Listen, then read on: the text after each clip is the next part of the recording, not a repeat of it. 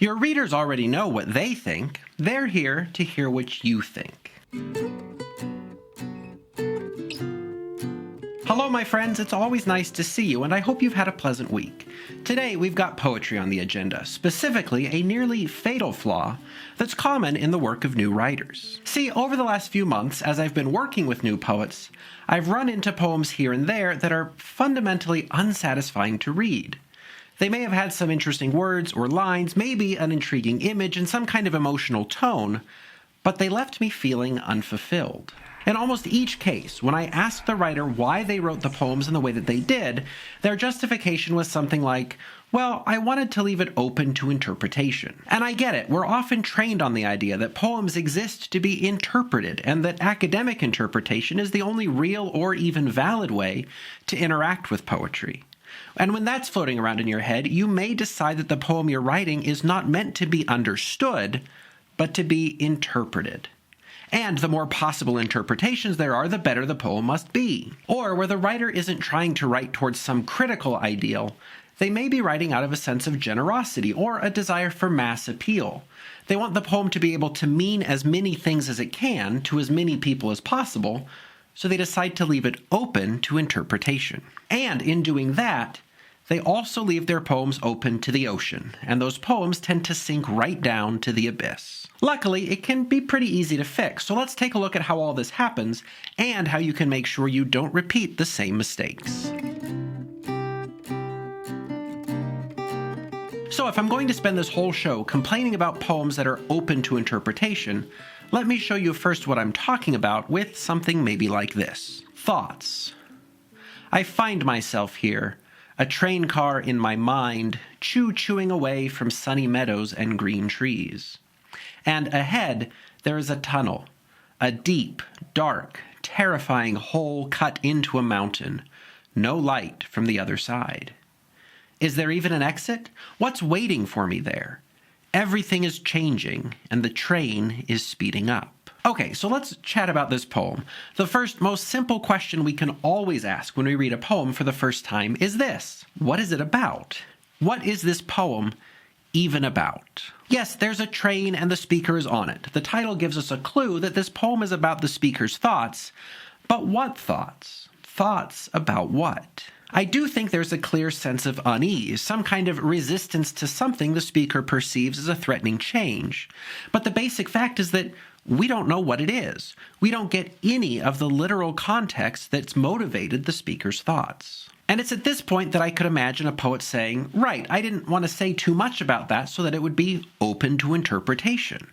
I want readers to be able to fill in their own experiences and interpret the poem however they want to. The trouble, though, is that this poem has only provided a vague, generalized emotional tone without any real context or content. It's a gesture towards some uneasy transition, but that's really the best any reader could ever do. At a fundamental level, then, this poem isn't really about anything. It's a detached and unspecific emotion. And that's a problem because detached and unspecific emotions aren't usually the kinds of emotions we experience. For example, in his introductory rhetoric textbook, Gerard Hauser says that we don't love in general, we love Mom or Judy or our cat. Emotions are tied to specific people and experiences, and it's those experiences that make the feelings meaningful. So let's take this poem and close it down a little. In this case, we could do a lot just by changing the title. What happens if this poem is called The First Day of College? What about My Friends Are Taking Me to the Sushi Restaurant I Hate? Or My Parents' Divorce? Coming Home from My Brother's Funeral? Or the doctors told me it was cancer. In each of these scenarios, the stakes are wildly different, and the intensity and nuance of the emotional experiences that each of these poems would offer have almost no basis for comparison. So is this a playful piece complaining about a restaurant, or a really serious one where the speaker contemplates their own mortality? By only giving us one half of the metaphor, the train, and keeping the other half a secret, whatever it was that actually motivated the poem, the poet hasn't left the poem open to interpretation. They've actually made it impossible to interpret. Because I might read it as expressing the sense of dread that comes with the first day of school, but I can never really be confident that that's what it's actually about. So, as much as I may relate to the poem's vague anxiety, I can never be sure what it's really trying to say, and that lack of confidence makes the experience fundamentally unsatisfying. That is, it doesn't feel like the writer is generously letting me fill in the blanks with my own experience. Instead, it feels like the writer is withholding what the poem is about, keeping me out of the experience and preventing me from appreciating what they have to say. By attempting to make the poem open to interpretation, the writer has actually shut their readers out of the poem. We don't know what it is, what it's about, or why any of it really matters. As a result, then, readers who are trying to make sense of the vague half of a metaphor that's presented in a poem like this will start to cling to any word or detail that gives them even a shred of a sense of what's going on. Often they'll end up spending so much energy trying to make sense of the poem that they won't be able to sit back and actually appreciate the poem. So the practical result is that in an effort to make your work more accessible to readers by leaving it open to interpretation, you actually end up making it impossible for readers to understand what you have to say because they have no way to know exactly what it is that you're saying.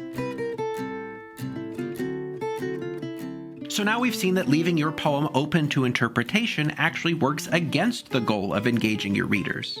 And that's because it effectively shuts them out of the poem. You know the experience you're writing about, but they don't. So instead of getting to connect with the poet through shared human experiences, readers are left with the impression that the poet is saying maybe something like, something important happened, but you don't get to know what it is. But all you really have to do is give up the attachment to leaving a poem open to interpretation. And like we talked about at the beginning, interpretation really isn't even the goal anyway. If your readers are real normal people rather than academic literary critics, they just want to appreciate your poem, not write a thesis about it. So in all of this, our goal is actually to limit the number of possible interpretations, to steer readers away from what you don't mean to say and towards what you do mean to say. That way they can have confidence that they're reading your poem well and understanding it as you intend. But that doesn't mean that you have to lead your reader through a point-by-point explanation with a thesis statement and conclusion, because of course that's not how poetry works. But a poem that could mean anything ultimately means nothing.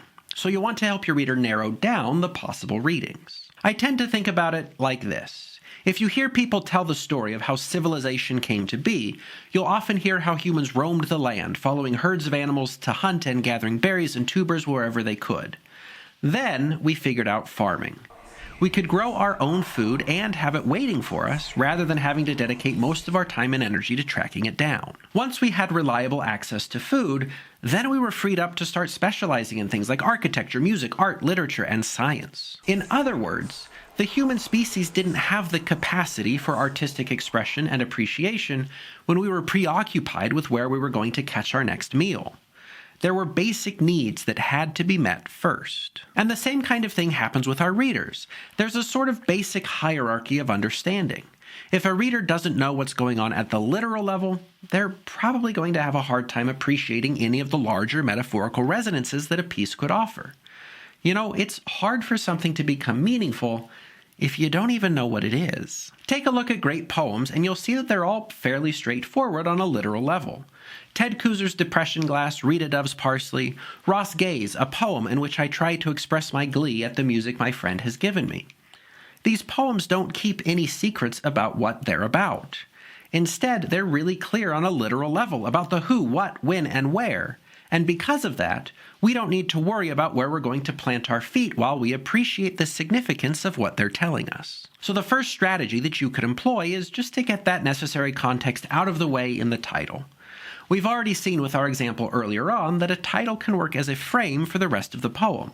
If the anxious train ride is a metaphor for a first day of school, then we're already primed to read that poem in a particular way, and we can think about how the train metaphor reveals something new about the nature of first days. Poems generally aren't places for explaining things, so you can use your title as a place to get some of that explaining out of the way.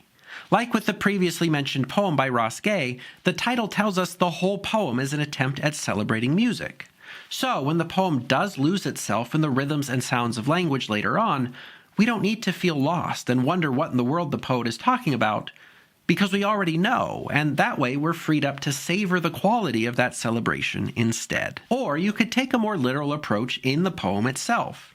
Maybe there are ways to weave the literal and the metaphorical together. Maybe instead of just saying, "and ahead there is a tunnel," you could say, "I review my class schedule, a dark, terrible hole cut into the mountain of the semester with no light echoing from the other end." That way, readers get both halves of a metaphor, which is crucial since metaphors are fundamentally a comparison. You can't tell readers to think of a semester like a dark tunnel if you've never told them to think of a semester at all. Or take Ted Koozer's Depression Glass. It's a straightforward, accessible poem that operates mostly as a description of someone's glassware, the occasions on which she uses it, and the way she acquired it. It's lovely and heartfelt, and it gets there mostly through precise description that leads us to experience the emotions surrounding the glassware and the relationship of the speaker with its owner. But wait, you might be saying, what about those poems that are hard to understand? Well, first of all, being hard to understand does not mean that a poem is deliberately keeping secrets. We've talked before about the work of Gerard Manley Hopkins. Take his poem Binsey Poplars, for example. On a first read, you might scratch your head and wonder, what in the world you've just read? It is a difficult poem, but it's not keeping secrets, and it's not leaving itself open to interpretation. In fact, the title tells you exactly what the poem is about. You just need to unpack Hopkins' idiosyncratic English in order to appreciate the meaningfulness of what he has to say about those poplars that were cut down in 1879. It's not a poem that means anything you want it to mean. It's a poem that expresses Hopkins' sorrow for the loss of the trees, and then it's up to you to find out where his sorrow resonates with your own experience. And sure, there are other poets who seem to be intentionally difficult, poets who really are keeping secrets. But being famous is not the same as being good, and you may find that more famous poets in their late careers start writing perhaps less for everyday readers and more for academic interpreters. Even then, while those more academic poets may seem to be leaving their poems to the interpreters, it's still not a game of anything goes. But this is not usually the place to start out.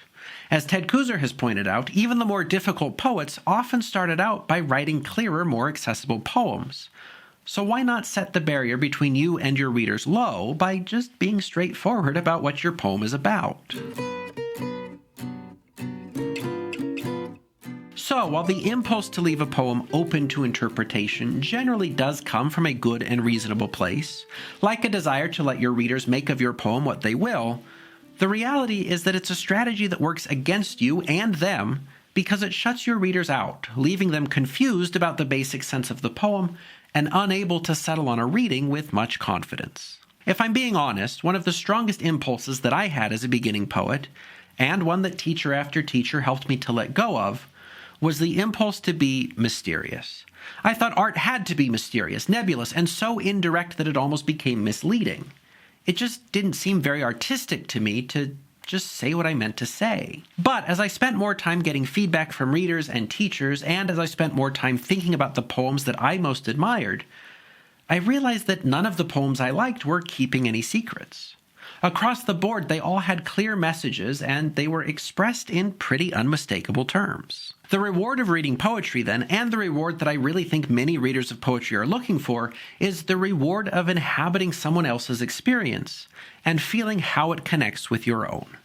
And that's a process that works best when a poem isn't open to interpretation, when it's clear and straightforward on a literal level. When you do that, your readers won't be spending all their energy trying to figure out where in time and space they're supposed to be, and they won't finish reading with only a partial confidence that they understood what you were trying to tell them. Instead, they'll have total confidence that they know what your poem was about, and they'll have all the freedom they need to sit with that experience and see what makes it meaningful.